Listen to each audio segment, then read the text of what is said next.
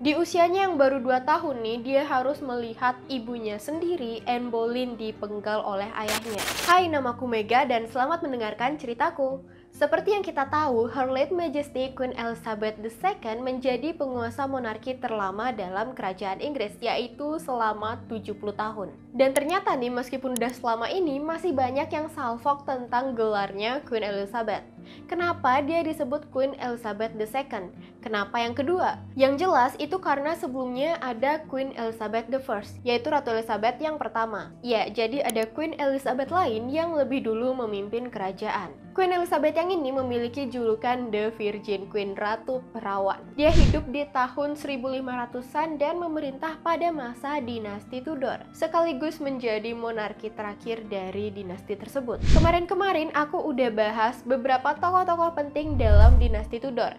Kalian bisa nonton di sini atau di playlist Tudorku. Setelah berbagai macam konflik nih, terus drama, pertumpahan darah, akhirnya mahkota kerajaan dinasti Tudor berpindah ke tangannya Elizabeth. Nggak ada yang nyangka ternyata Elizabeth bisa menjadi ratu dan malah terkenal banget pemerintahannya. Sosoknya benar-benar melekat, bahkan ada beberapa yang dijadikan film juga tentang Queen Elizabeth. Elizabeth I adalah sosok perempuan yang powerful banget di masa itu. Dimana ya, taulah zaman dulu perempuan itu selalu dianggap sebelah mata. Perempuan nggak boleh ini, nggak boleh itu, nggak bisa ini, nggak bisa itu, nggak bisa memimpin lah, dan sebagainya. Elizabeth punya julukan terkenal yaitu The Virgin Queen. Dia juga dikenal sebagai salah satu penguasa Inggris yang paling brutal dan kejam. Yap, di sisi lain dia hebat, tapi di sisi lainnya dia dianggap kejam. Elizabeth Tudor lahir pada 7 September 1533 di Greenwich Palace.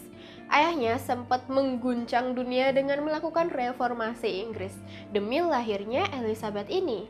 24 tahun nikah sama istri pertamanya dan cuma dapat anak cewek bikin Henry ngebet nikah lagi. Gak mau tahu, pokoknya yang lahir itu harus anak cowok. Henry kemudian ngabisin waktu sampai 7 tahun buat berdebat sama Catherine of Aragon dan Paus biar dia bisa cerai dan nikah lagi. Ya, Henry adalah raja yang ngelakuin hal-hal yang gak pernah dilakuin raja-raja sebelumnya.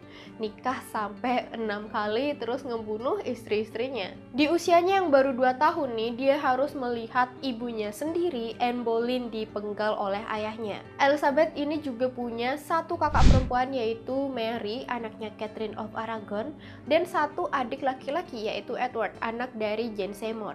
Kedua saudaranya itu berada di atas Elizabeth sebenarnya dalam urutan pewaris tahta. Edward ini udah sempat jadi raja ketika dia berusia 9 tahun, terus meninggal 6 tahun kemudian. Mary juga udah sempat jadi ratu, terus meninggal 5 tahun kemudian. Makanya karena nggak ada pemimpin lain yang bisa, Elizabeth lah yang dijadikan ratu. Elizabeth pun naik tahta pada coronationnya tanggal 17 November 1558 di usianya yang ke-25 tahun. Pemerintahan Elizabeth saat itu penuh dengan pemberontakan dan perang. Salah satunya yang terkenal adalah antara Inggris dan Spanyol. Reformasi Inggris yang sempat dilakukan Henry salah satunya menjadi pemicu konflik berkepanjangan. Itu karena Spanyol kan Katoliknya kuat banget ya. Sementara Inggris itu yang sekarang dipimpin oleh Ratu Protestan tentunya menjadi negara Protestan juga. Jadi tahun yang sama ketika Elizabeth baru menjabat sebagai ratu, armada Spanyol itu punya rencana untuk menginvasi Inggris. Mereka membawa 130-an kapal laut yang super gede ke wilayah perairan dekat Inggris. Tapi ini sang ratu muda yang baru menjabat, dia nggak takut sama sekali, dia nggak sembunyi di dalam kerajaannya, dia malah dengan berani mengkomando armadanya dia buat ngelawan kapal-kapal Spanyol tersebut. Bahkan dia secara pribadi ikutan ke Tilbury saat itu, dimana Tilbury itu adalah tempat campnya prajurit yang mau perang gitu lah ya. Dia juga memberikan salah satu nih pidato perang paling terkenal yang pernah ada. Namanya adalah Elizabeth Tilbury Speech. Salah satu bagiannya dia bilang kayak gini, "Saya tahu saya punya tubuh wanita yang kecil dan lemah, tetapi saya memiliki hati dan perut seorang raja, dan seorang raja Inggris juga. Dan memikirkan cemoohan buruk bahwa Parma atau Spanyol atau pangeran Eropa manapun berani menyerbu perbatasan wilayah saya, yang mana merupakan penghinaan.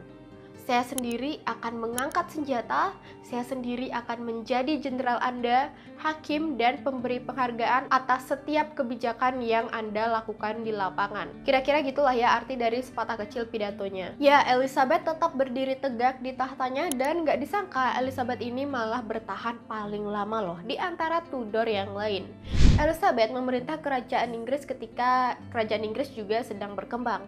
Secara udah mulai bosen sebenarnya sama pertikaian agama, masyarakat sekarang pengen lebih ngembangin bisnis mereka. Elizabeth bisa melihat hal tersebut. Apalagi di sini Elizabeth itu lebih toleran ya. Dia nggak terlalu peduli agama seperti Mary. Agamanya apapun yang penting menghargai dirinya tuh sebagai ratu. Kepemimpinannya makin bagus karena dia orangnya pinter. Jelas saja sih, karena pas kecil ini dia udah dikasih pendidikan terbaik yang bisa didapat oleh seseorang saat itu. Elizabeth bahkan bisa 6 bahasa, yaitu Inggris, Latin, French, Greek, Spanish, Italian, dan Welsh. Bukan cuma pelajaran aja nih, Elizabeth juga atletis. Dia jago berburu dan berkuda. Pokoknya dia itu adalah paket lengkap seorang raja yang ada di dalam diri perempuan. Meskipun dijuluki Virgin Queen, dia sebenarnya tetap kok dikelilingin sama laki-laki. Bisa dibilang selir versi laki-laki lah ya yang dia punya. Dan semua laki-laki yang dekat sama dia itu adalah bangsawan terpandang. Queen Elizabeth sengaja nge-keep cowok-cowok bangsawan di berbagai wilayah di sekelilingnya buat mempertahankan hubungan politik. Biar aliansi tetap jalan ya udah boleh deh nempel-nempel sini. Kan dulu tuh politik aliansinya tuh harus nikah, nah sekarang selir aja oke deh gitu. Sang ratu juga emang suka nih dihibur oleh banyak laki-laki. Bahkan ada grup yang disebut Queen Elizabeth's Men. Mereka ini terdiri dari cowok-cowok yang siap ngasih pertunjukan untuk menghibur sang ratu. Mereka bakal siap di mana aja dan kapan aja Queen Elizabeth minta. Sebenarnya kenapa sih Queen Elizabeth nggak mau punya suami? Itu lebih karena trauma sih sepertinya. Karena seperti yang diketahui, pernikahan dalam keluarga Tudor itu parah banget ya. Bapaknya Elizabeth memenggal ibunya sendiri, terus ngelihat bapaknya kawin cerai lagi, terus lihat saudarinya juga si Mary dia nikah sama pangeran Spanyol, terus jadi di-hate sama rakyatnya sendiri, dan pernikahan mereka juga kacau lah sama aja. Elizabeth juga dulu pernah nih deket banget sama ibu tirinya yaitu Catherine Howard. Catherine Howard ini adalah istri kelima dari Raja Henry. Sayangnya Catherine Howard ini juga dipenggal sama Henry. Udahlah makin trauma tuh si Queen Elizabeth. Sampai-sampai dia itu menganggap pernikahan adalah sebuah kehancuran. Tapi apakah dibalik itu semua dia tetap Virgin Queen? Gak ada yang tahu ya. Lagian di masa itu orang-orang nyuruh Elizabeth nikah biar nantinya suaminya yang bantu mimpin kerajaan, alias kekuasaannya bakal dibagi. Dulu tuh orang-orang pada skeptis, apa sih yang bisa dilakukan oleh perempuan? Emang perempuan bisa di atas laki-laki? Mending nikah aja biar nanti suaminya yang ngatur. Tentu saja Elizabeth menolak ya pikiran kayak gitu. Gak usah, emang yakin ada cowok yang bisa menjadi penguasa sehebat aku? Gitulah katanya dia. Alhasil Elizabeth ini berdiri sendiri di tahtanya. Salah satu cowok yang pernah dekat banget sama dia namanya adalah Robert Dudley. Mereka dekat selama beberapa tahun sampai akhirnya Elizabeth ini sadar. Si Dudley ini udah nggak seganteng dulu, dia udah ketuaan dan bikin Elizabeth bosan. Alhasil Elizabeth mulai flirting lagi sama anak tirinya si Dudley, yaitu Robert Devereux. Kedekatan Elizabeth sama Devereux ini bikin heboh karena, tau nggak, Devereux ini 33 tahun lebih muda dari Elizabeth. Udah bukan tante-tante lagi, melainkan nenek-nenek nih, kebayang nggak tuh? Terus nih ya, meskipun Robert Devereux ini ganteng dan menawan, tapi dia nggak cukup pintar guys. Dia ini makin lama malah makin suka bikin Elizabeth jengkel. Bahkan Devereux ini juga pernah memberontak. Masalahnya nih yang dibikin jengkel itu adalah seorang ratu. Ya udah deh, Robert Devereux akhirnya kehilangan kepalanya. Yap, Elizabeth nyuruh udah pisahin aja kepalanya dari badannya biar nggak ngeselin lagi. Saat prajurit ngasih tahu kalau Devereux udah kehilangan kepalanya, Elizabeth itu posisinya lagi main alat musik. Pas denger itu dia cuma berhenti bentar beberapa detik dengerin, oh terus lanjutin main aja. Dia kayak nggak ada yang terjadi gitu. Ya inilah sisi kejamnya Queen Elizabeth. Banyak perintah eksekusi yang sebenarnya dia udah pernah berikan.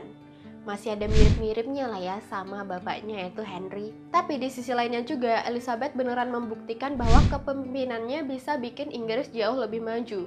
Eranya disebut The Golden Age, era keemasan dalam seni. Segala jenis seni berkembang di eranya dia. Bahkan nih banyak seniman terkenal yang karya-karyanya lahir di eranya ini. Salah satunya adalah William Shakespeare. Elizabeth berhasil membuktikan bahwa perempuan juga bisa menjadi pemimpin yang hebat tanpa perlu laki-laki di sisinya. Jadi gimana menurut kalian nih? Apakah Queen Elizabeth sangat hebat atau malah sangat kejam? Jangan lupa support aku dengan cara like, comment, and subscribe ya. And see you on the next video. Bye-bye!